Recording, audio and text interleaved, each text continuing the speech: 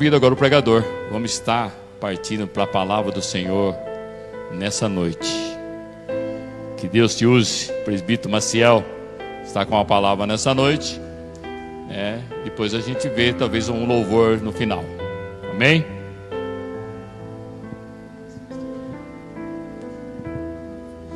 Salve, irmãos, com a paz do Senhor. Para mim é motivo de muita alegria estar aqui mais uma vez, louvando a Deus, exaltando ao Senhor por essa oportunidade. Dando a distância aqui, amém? Aleluia, a ajuda técnica falou que é ok, já dá para me ver. Irmãos, seguimos aqui, firme e forte, porque Jesus é a nossa meta, falar de Jesus é o nosso objetivo. Eu queria te convidar, você que pode abrir sua Bíblia, livro de 1 Crônicas, capítulo de número 4, versículo de número 9 e 10. Livro de 1 Crônicas, perdão, irmãos, livro de 1 Crônicas, capítulo de número 4, verso de número 9 e número 10. Amém? Eu vou lendo. Eu sei que temos alguns irmãos que estão acompanhando online, irmãos, mas às vezes, por algum motivo, fica alguma dúvida acerca de alguma questão ou de algum versículo citado, ou de algum texto. Mas os cultos online, ele tem uma vantagem, eles ficam registrados. Então você pode dar pausa, dobrar o joelho, orar, agradecer, deixar Deus falar, depois tu volta de novo e continua vendo a live, amém? Livro de 1 Crônicas, capítulo de número 4, versículo de número 9 e 10. O texto traz: E foi Jabes mais ilustre do que os seus irmãos, e a sua mãe deu-lhe o nome Jabes, dizendo: Porquanto com dores o dei à luz. Verso de número 10. Então Jabes clamou a Deus de Israel, dizendo: Se me abençoares muitíssimo, e os meus termos ampliares, e a tua mão for comigo, e fizeres que do mal não seja aflito, e Deus concedeu o que tinha pedido. A melhor parte desses dois versos é: Deus concedeu o que lhe tinha pedido. Jabes, irmãos, Jabes eu acho que é um grande exemplo para a igreja. Talvez o maior exemplo que a gente precise ter nos dias de hoje. Porque Jabes é a história viva, que prova que não é o dia de ontem que determina o teu futuro, mas é o que você faz hoje que determina o seu amanhã. O texto de Jabes, ele começa dizendo no versículo que ele era mais ilustre do que os seus irmãos. Então você já começa olhando para uma pessoa que de certa forma receberam um destaque. Algumas traduções vai dizer que ele era mais honrado do que os seus irmãos. E se olharmos nos dias de hoje, como desde a antiguidade, desde o começo do mundo, sempre saberemos que as pessoas são possuidoras de o mesmo valor. Ninguém vale mais do que ninguém, ninguém tem mais valor do que o seu próximo. Mas existem pessoas que por algum motivo são mais honradas do que as outras. A Bíblia fala de títulos. Exemplo, o homem segundo o coração de Deus. Só teve um homem que foi o homem segundo o coração de Deus, e este foi Davi. A Bíblia fala do amigo de Deus. O amigo de Deus também só teve um, que foi Abraão.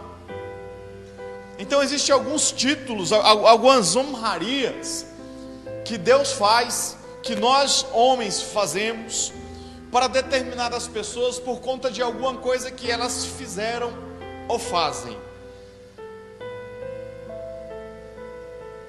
E o que eu queria trazer para os irmãos hoje é a respeito do segredo de Jabes. O que fez Jabes para que, apesar do seu nascimento em meio à tristeza, se tornasse alguém honrado por Deus, a ponto da Bíblia dizer que ele era mais ilustre do que todos os seus irmãos? A primeira coisa que eu preciso trazer para você é que Jabes significa aquele que causa dor, aquele que traz dor, aquele que gera dor. Isso perseguiu o coração de Jabes, porque se ele era aquele que causava dor, de certa forma, quando alguém citava o nome dele, ele lembrava dos motivos pelo qual recebeu o nome, ele lembrava dos motivos pelo qual o seu nome era Jabes. E esses motivos, quem sabe lhe trazia más lembranças, quem sabe lhe trazia algumas dores psicológicas, quem sabe trazia a ele algum complexo. Naturalmente, qualquer pessoa, a primeira coisa que faria seria buscar um outro nome, né? Quem sabe buscaria o seu pai ou sua mãe e falou assim: mãe, muda o nosso nome, esse nome não ficou legal, não ficou bom, não foi justo aquilo que eu fiz na minha vida. Mas a Bíblia fala que Jabes tomou um caminho oposto. Ele não queria mudar o nome, porque para mudar o nome ele precisava voltar no passado. Talvez, irmãos, seja uma situação muito semelhante com aquela que você esteja vivendo hoje, e alguma coisa te prende, alguma coisa te traz mágoa, e alguma coisa te fere, e o seu desejo é voltar no tempo para resolver, e tu descobriu que ainda não inventaram a máquina do tempo, então não dá para voltar no passado e resolver nada. Então o que eu quero trazer para você hoje é o segredo que mudou a vida de Jabes, e que com toda certeza que se você aplicar na tua vida, na tua história, trará mudança na sua vida, trará mudança na sua história, trará mudança de fato para a sua existência. O segredo de Jabes começa no versículo 10. No versículo 9 você tem que ele era mais honrado, e você tem o problema que ele enfrentou. No versículo 10 ele te dá o segredo pelo qual Deus mudou a história de Jabes. O versículo de número 10 começa dizendo: porquanto Jabes clamou ao Senhor. Algumas traduções vai dizer: porquanto Jabes invocou ao Senhor. O segredo para mudar-se uma história não está em voltar no passado, mas está em o que você faz no seu presente.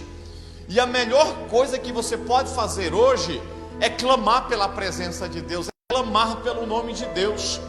Você precisa clamar pela presença de Deus. A palavra clamar no hebraico, kará, significa chamar, invocar, atrair a presença de Deus. O que você precisa não são de 20 mil seguidores no Facebook. O que você precisa não é do seu nome numa plaquinha, quem sabe em cima da mesa de um escritório. O que você precisa não é do teu nome numa das principais avenidas da sua cidade. O que você precisa é atrair a presença de Deus para a tua vida.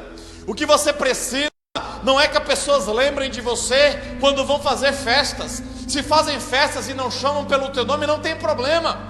A única coisa que você precisa é que o nome de Jesus, que a presença de Deus seja traído para você. O que você precisa é que os olhos de Deus, desde o alto céu, olhem para a terra e te contemplem, e te procurem, e te achem. Eu lembro que em João capítulo 4, Jesus, cansado e voltando pelo caminho de Samaria, assentou no poço, e uma mulher questiona ele sobre os lugares de culto. Quem sabe a mulher, ela questionou uma coisa que para nós hoje é muito vital. Ela fala assim: viu, os meus pais falam que temos que adorar a Deus do monte. O seu povo, os judeus, dizem que a gente precisa adorar no templo. Tem que estar certo. Aí Jesus, com toda a doçura, olha para ela e fala assim: chegará o tempo, e é agora, em que os verdadeiros adoradores não adorarão em espírito e em verdade. Então não é o local que você adora, é como você adora. Não é o local que você ora, é como você ora. Não é o lugar que você faz o culto, é como você faz o culto. Você pode vir no templo, sentar no banco, mas se a sua cabeça não estiver olhando para o autor e consumador da sua fé, você vai sair do mesmo jeito que você entrou. Da mesma forma, você pode estar trancado no oculto do teu quarto, mas se o propósito do teu coração for adorar e buscar a presença de Deus, tu vai sair do quarto da maneira diferente que você entrou. Se tu entrou chorando, certamente tu vai sair sorrindo. Se tu entrou em lágrimas, certamente vai sair em alegria, porque o propósito foi atrair a presença de Deus.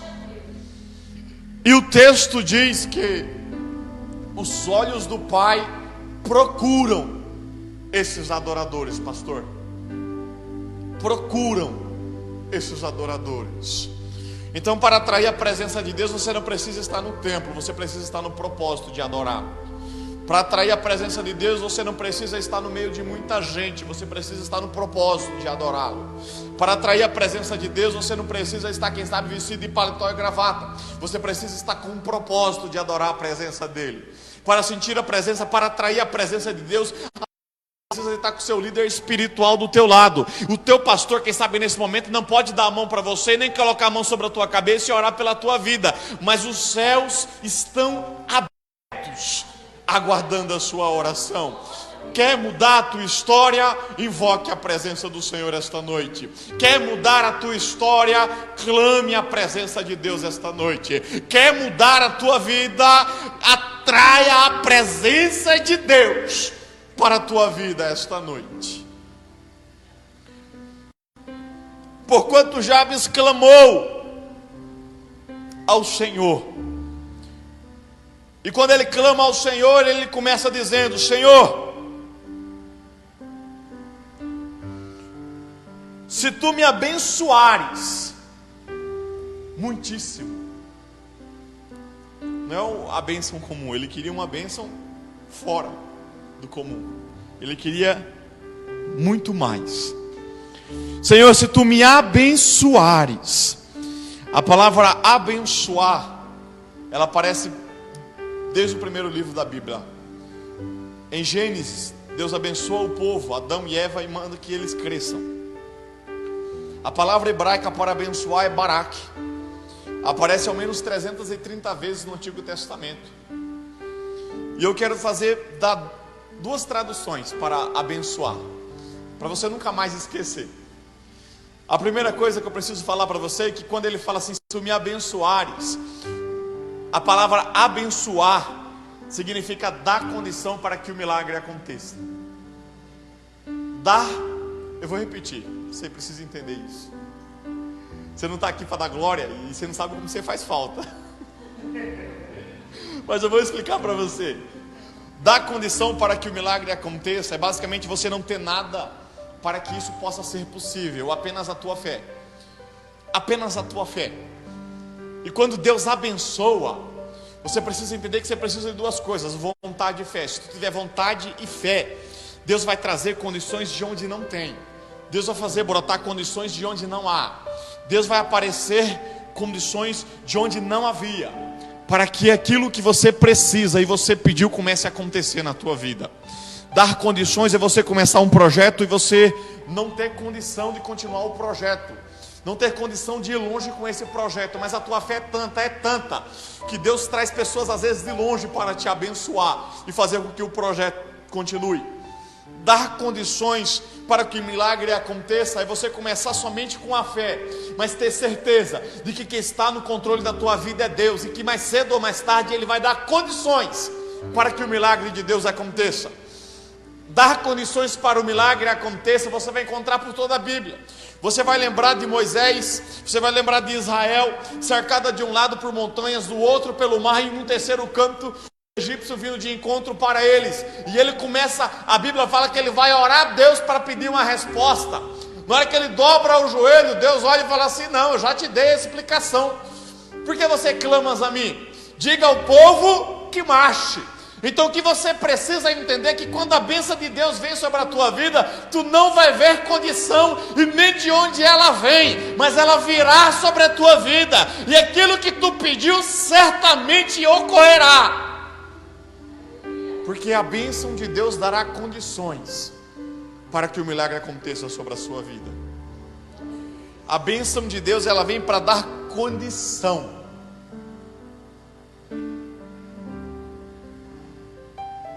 Outra tradução para abençoar pode ser fazer feliz, estar alegre, ter alegria.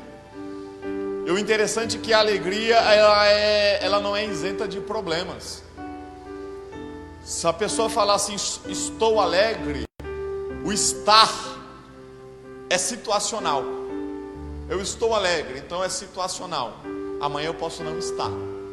Quando a pessoa ela fala assim, eu sou alegre, é independente da situação.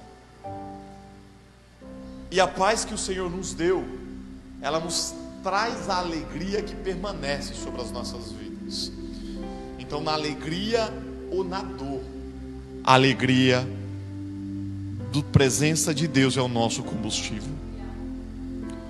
Se tu me abençoares, aí ele continua dizendo, se tu me abençoares muitíssimo e ampliares os meus termos, os meus territórios. Você consegue botar o texto para mim aqui, varão? Vou usar as duas traduções. Pode deixar aí. Porquanto Jabes invocou a Deus de Israel, dizendo, se me abençoares muitíssimos e os meus termos ampliares. Há quem diga que Jabes ele é contemporâneo a Josué. E se ele é contemporâneo a Josué, ele vivia num tempo de conquistas e de perdas. Então, o território conquistado, se você não vigiasse sobre aquele território, daqui a pouco o inimigo vinha e tomava aquele território. Então havia uma necessidade de estar sempre brigando por aquilo que era seu, de estar sempre lutando por aquilo que Deus tinha dado, de estar sempre insistindo por aquilo que estava na tua mão. Mudou-se o tempo, mas o negócio continua do mesmo jeito. Se tu não lutar por aquilo que Deus te deu, aquilo não chega na tua mão. Se você não cuidar daquilo que Deus colocou na tua mão, certamente aquilo se perderá, escorrerá por entre os teus dedos. Então há uma necessidade, irmãos, de que Deus amplie os nossos termos. Ontem eu ministrava em uma das nossas igrejas e eu falava sobre Gênesis capítulo 3, que no propósito da criação Deus diz, façamos o homem a nossa imagem e semelhança, e que ele domine sobre os peixes, sobre a terra, sobre os répteis, sobre os animais dos mares. Então o propósito de Deus é olhar para a terra e olhar você, e ver em você a presença dele, e ver em você a imagem e semelhança dele, e ver em você a dominância sobre aquilo que ele te deu. Hoje é uma inversão de valores, aquilo que nós temos tenta nos dominar. Então os objetos parecem que se tornaram mais importantes do que as pessoas, e muitas vezes eles acabam sendo. E quando eles são mais importantes do que as pessoas, temos um grande problema de valor. Contudo, eu também não acredito no evangelho de miséria, no evangelho em que você vai ter que passar fome para ser crente. Não, eu não acredito. A palavra de Deus fala que Davi, um momento da sua vida, diz, já fui moço e agora sou velho, e nunca vi o justo, a sua descendência, mendigar o pão. Então há uma promessa de Deus para a tua vida. Irmãos, eu sei que estamos vivendo do lado de uma crise econômica muito grande, que quem sabe pode se levantar, não somente no Brasil, mas também no mundo. Mas eu quero profetizar na tua vida esta noite, você está debaixo de promessa. A tua descendência não mendigará o pão, a tua descendência não mendigará o pão. Você está debaixo de promessa. Se tu chamar a presença de Deus, e Ele dá condição para que o milagre aconteça, certamente os termos serão ampliados. E nesse momento de crise, quem sabe Deus pode fazer de você mais próspero do que no começo da crise, porque está debaixo. Senhor, se me abençoares muitíssimo, ampliares o meu território, se a tua mão for comigo. Aqui no hebraico está literal, parecia que ele pedia a mãozinha de Deus sobre a cabeça dele. E de certa forma a gente precisa pedir isso, porque ele não queria a mão de Deus na cabeça dele, ele queria a presença de Deus. Senhor, quando pedimos a Deus que a mão dele seja sobre a nossa vida, queremos presença de Deus. E a presença de Deus, ele traz 3 coisas na nossa vida. A primeira delas é direção.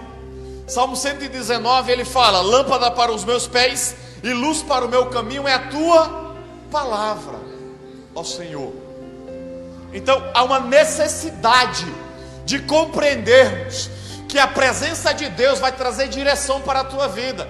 Se você não sabe o que vai fazer no dia de amanhã, quem sabe hoje é dia de clamar a Deus. Para quê? Para que Ele te dê direção, para você sair amanhã sabendo aonde vai chegar. A mão do Senhor traz coragem.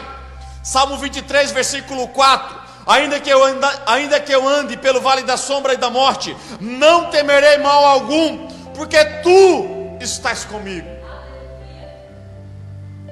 A tua vara e o teu cajado me consolam.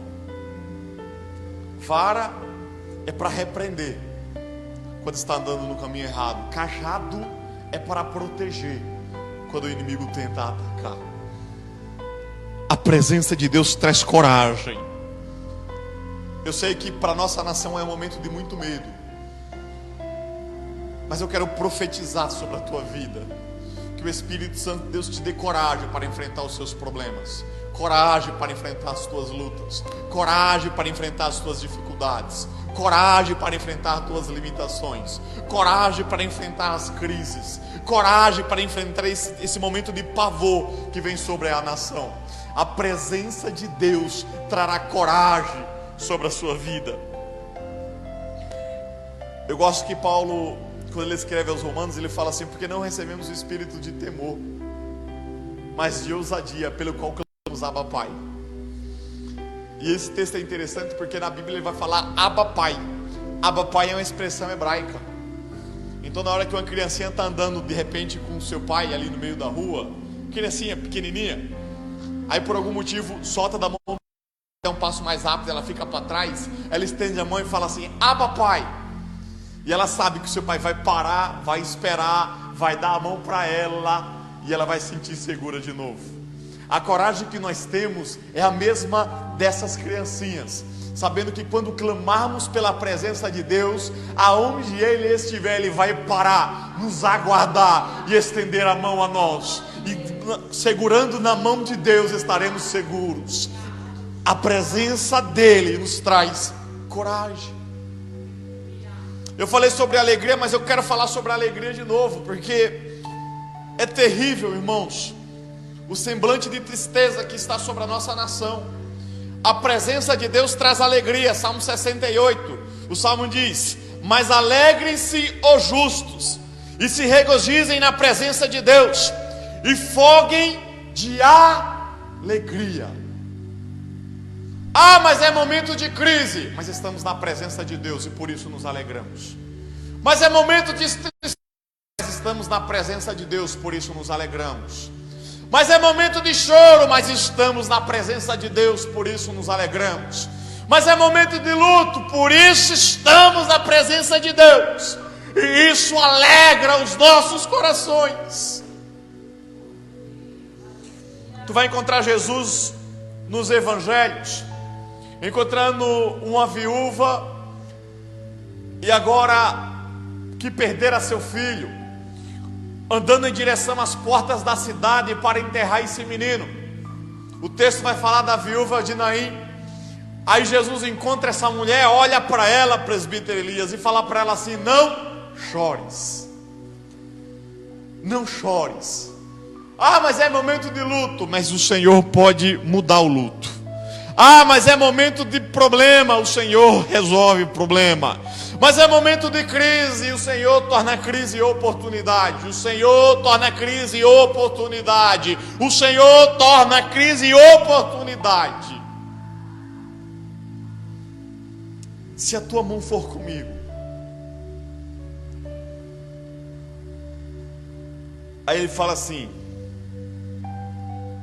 e fizeres que do mal não seja aflito.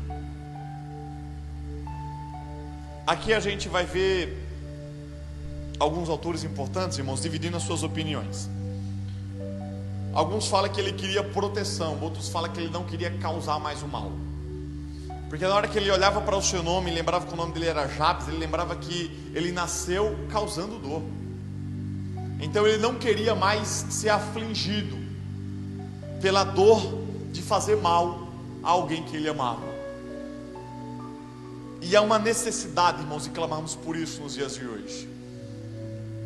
A sociedade vive um momento, o homem, a humanidade vive um momento de grandes polos egoístas, grandes grupos egoístas.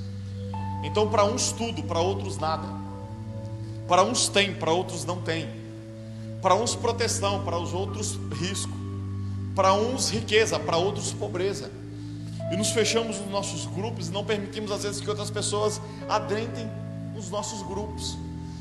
Existem igrejas que têm grandes problemas com isso, porque eles já fecharam tanto grupo, pastor, que quem vem de fora não consegue participar do corpo. Existem departamentos, às vezes dentro da igreja, Sirlei, que está desse jeito. E às vezes quem vem de fora que precisa de ser acolhido não é acolhido, porque fechamos tanto grupo e não permitimos que o grupo seja usado no propósito que ele foi criado. Porque igreja foi criada para saquear o inferno, para descer nos lugares mais baixos e levantar aquele que estava caído. A Bíblia fala que os anjos queriam pregar, e o Deus falou assim: não, os anjos não podem pregar, porque nele não há fraqueza. Então eu vou usar aquele que é fraco para ministrar também para o que é fraco. Paulo fala assim: nós que temos esse grande tesouro, ainda que em vasos de barro. Então a minha limitação, na minha fraqueza, o nome de Deus é glorificado. Porque o que prego, não prego porque sou grande, mas prego porque fui chamado. O que prego, não prego porque sou melhor, prego porque foi escolhido para ministrar. E isso, irmãos, é necessidade que a igreja, que os irmãos, que os templos não sejam aflitos, causando mal a quem deveriam amar. A outra situação fala de proteção. E se for no critério de proteção, você vai encontrar pelo menos 66 livros falando que quem guarda é Deus. Como eu falei de 3 salmos, eu quero falar um outro salmo, Salmo 27, versículo 1. O texto fala: se não for o Senhor o construtor da casa, será inútil trabalhar na construção. Então todo investimento, se não for o propósito de Deus, irmãos, é perda de tempo. Todo investimento, todo trabalho, todo suor, presbítero Elias, se não for na direção que Deus quer, vai ruir. A Torre de Babel tinha tudo para dar certo. O problema era o propósito, que era se rebelar contra Deus. Por isso deu errado, pastor. Se o propósito for nobre e tiver 2, o Senhor traz condição para que aconteça. Se o propósito for mau e tiver 1000, mesmo assim não dará certo. O texto fala aqui em Isaías que toda arma forjada contra você perecerá. Toda arma forjada contra a sua vida não prosperará. Ainda no Salmo 127, se não for o construtor da casa, inútil será trabalhar nela. Se não é o Senhor quem vigia a cidade, será inútil a sentinela montar guarda. É igual aquele pessoal de cidade que não tem arsenal para ataque, montar guarda. Eu fico pensando em Jericó. Jericó, muros altos, gigantescos. Israel ia, rodeava eles e eles não faziam nada. Certamente o povo lá estava apavorado porque Israel estava rodeando, mas eles não conseguiam fazer nada. Então eles tinham sentinela, eles não tinham força de ataque. Tu consegue me entender num negócio desse? Então não adianta nada tu saber que o mal vem. Se Deus não tiver no negócio para te guardar, irmão, tu só vai saber por antecedência que tu vai perecer. Agora, se Deus tiver no negócio, irmão, ainda que o inimigo tente pegar você, quem te guarda é o Deus de Israel. Ainda que você não veja o mal se aproximando, quem te guarda é o Deus de Israel. Eu não sei se aconteceu com os irmãos, mas comigo aconteceu muitas vezes. Tinha coisa que vinha, acontecia. Esses dias mesmo eu estava indo para casa, aí o semáforo fechou. Aí eu parei, aí eu olhei no retrovisor, aí vi um camarada atrás, mas o cara vinha correndo, mas vinha numa velocidade, e ele não vinha olhando para frente, ele vinha olhando, acredito que para o celular. Irmãos, eu já pisei no freio, verifiquei o cinto, já falei, o sangue de Jesus tem poder. Ele olhou assim, ele conseguiu desviar, passou no sinal vermelho, não via ninguém na frente, graças a Deus não via ninguém. Eu não tinha mais nada que fazer ali, presbítero Elias, eu só vi a pancada que eu receberia. Eu não tinha mais nada o que fazer. Mas Deus estava no controle do negócio. E mesmo que eu não possa fazer nada, Ele pode fazer todas as coisas. Você precisa acreditar nisso. Você não pode fazer nada, mas Deus pode fazer alguma coisa por você. Você não pode fazer nada, mas Deus pode fazer alguma coisa por você. Você não vai conseguir fazer nada, mas Deus pode fazer alguma coisa por você. Algumas Bíblias, depois dessa oração de Jabes, vai dar 3 pontinhos.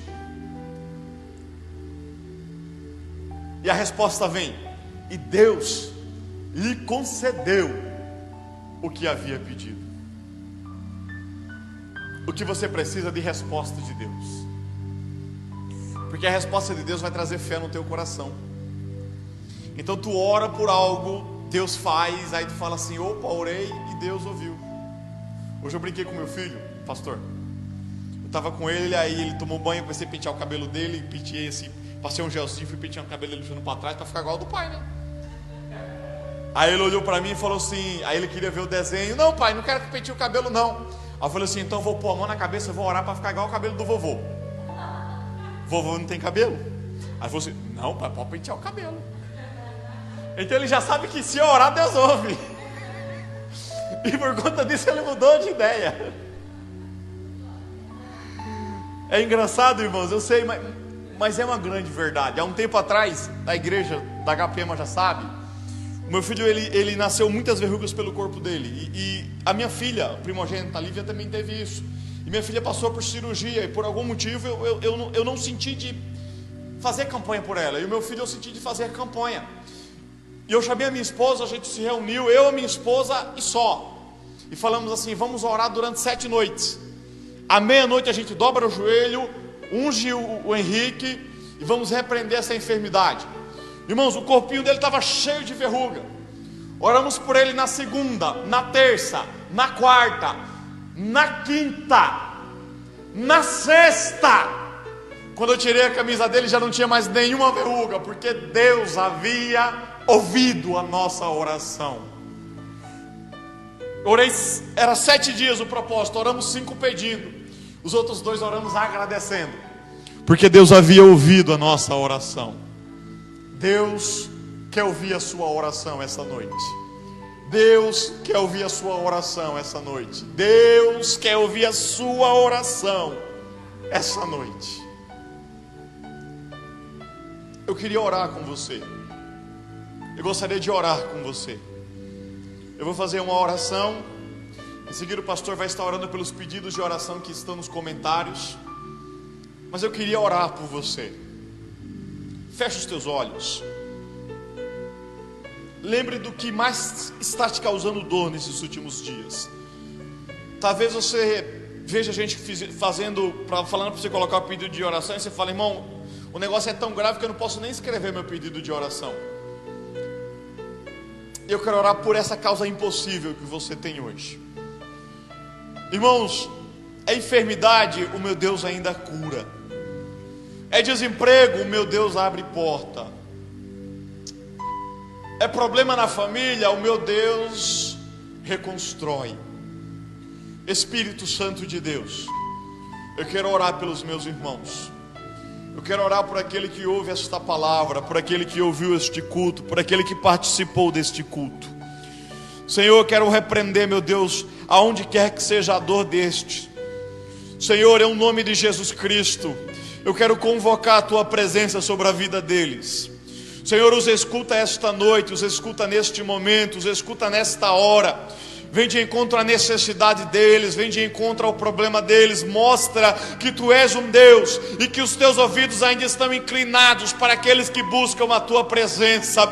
Senhor, eu quero orar por aquele, meu Deus, que hoje quer se render aos teus pés, que quer voltar pelos seus caminhos.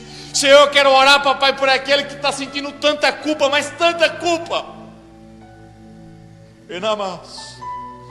que não consegue nem mesmo, papai, falar contigo. Senhor, eu quero orar por estes. Eu quero profetizar, meu Deus, a tua mão sobre a vida destes. Eu quero profetizar o teu milagre sobre a vida destes. Eu quero profetizar que os teus ouvidos os ouvirão e atenderá, papai, o desejo do coração deles. Que o Senhor os sarará, que o Senhor trará cura sobre a vida deles. Em o nome de Jesus. Em o nome de Jesus. Desperta, Brasil.